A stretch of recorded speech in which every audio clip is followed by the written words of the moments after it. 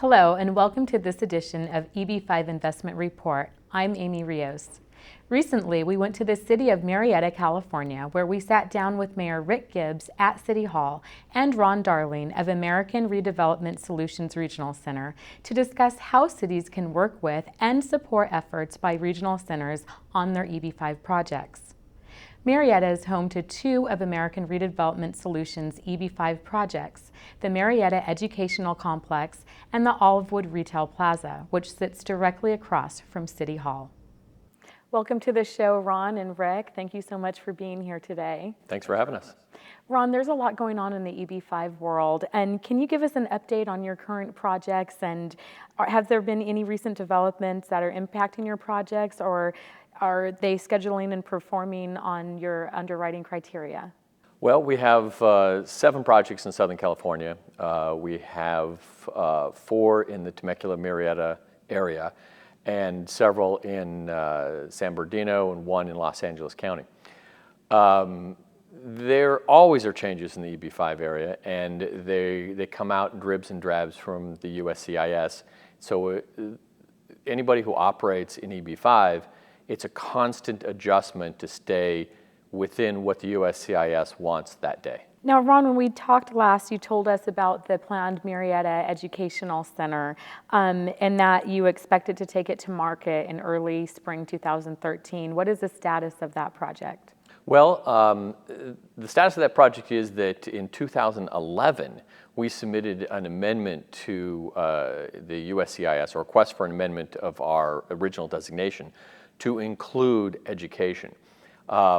16 months later, they responded with an RFE, which is what we anticipate because most those applications get an RFE, and we're in the process of responding to it. What we didn't anticipate was that the hang time on this would be 16 months. So it has put us a little bit behind, a few months behind. We'll respond to the RFE this month, and hopefully we'll get a response in a reasonable amount of time, and we can proceed with marketing the project. Now, Mayor, can you tell us that you just got back from China, I understand. Can you tell us what the purpose of that trip was and who went with you? The purpose of the trip was foreign direct investment. I was looking for money from Chinese governments to finance a research and development institution in the city of Marietta. The idea came about when the president of China was in Los Angeles last year, and he mentioned that China needs advanced medical technologies, and it struck me that we certainly have qualified partners in the area where there's a lot of biotechnology going on. When I spent roughly about 10 of my 14 days in China making that pitch, I got a very positive response, and now it will be up to the American partners on this side of the Pacific to take the next step to put together a team of physicians, scientists, and finance people and see what the likelihood of having a joint Trans-Pacific partnership would be. Ron, can you tell us about your new planned project, the Ynez Project, and if you have any limited partnerships units available, and have you sold any? Yes, the Ynez Project is an existing rehab of a building in Temecula on the street Ynez. That project is fully sold out and fully subscribed. Now, who will the developer be on this project? Are you working with the same individuals that you were working with the Truax project?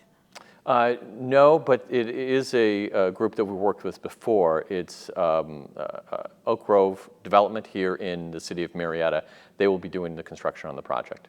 Ron, can you give us an update on some of your projects on the Olivewood and the Truax project? Sure. We're sitting today in Marietta City Hall. Right across the street from Marietta City Hall is a 6-acre parcel, which we call Olivewood. It's called that because it's the site of an ancient olive tree grove, and there's still a few of the old olive trees on the property. When we started, it was just dirt. It is now 6 buildings on 6 acres. It has been completed, and it is starting to be occupied by tenants. It is fully functional, up and running. It had 25 investors.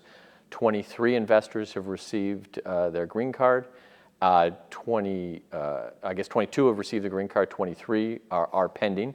No denials in the group.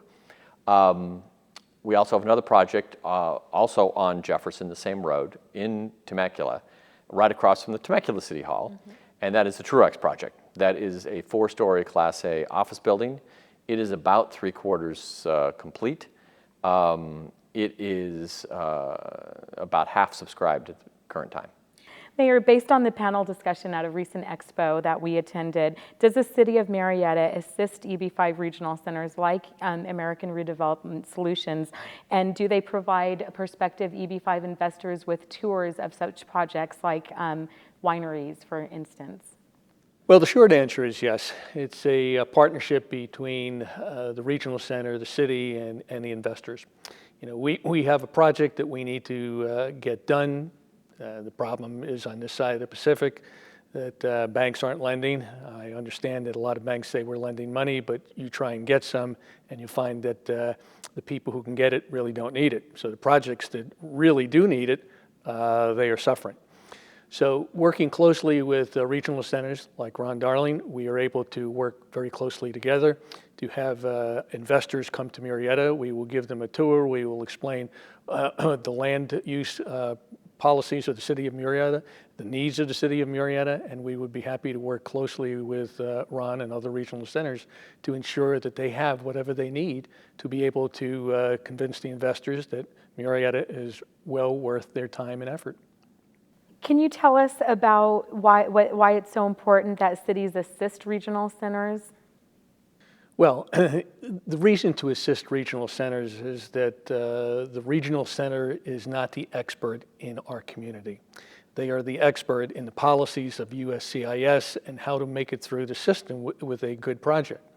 What we offer here is the ability to say, here's the vision of where this city is going. We want you to understand what this city is going to look like in 10, 15, 25 years, and convince the investors that your investment is going to meet all the criteria that USCIS has laid out, and it'll be a solid investment over the long term.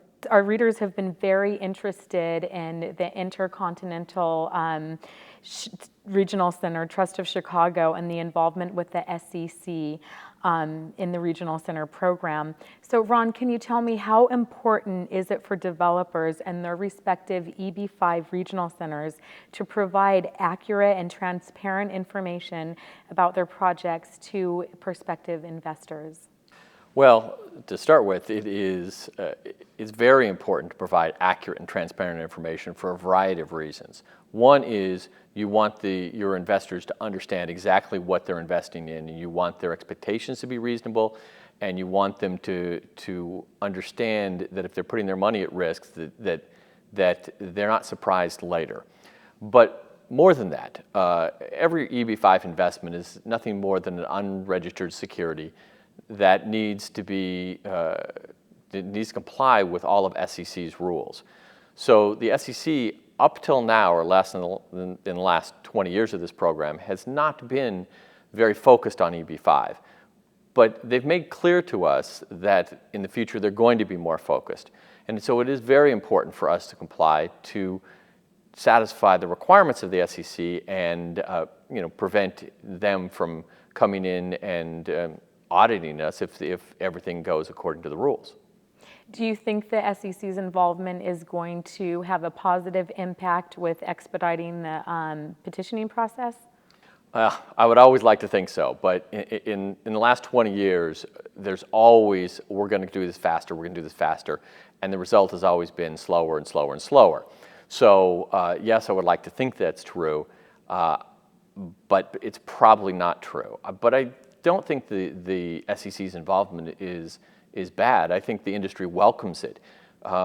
Things like the Chicago Center give the whole program a black eye and make it difficult to market in these emerging markets like China.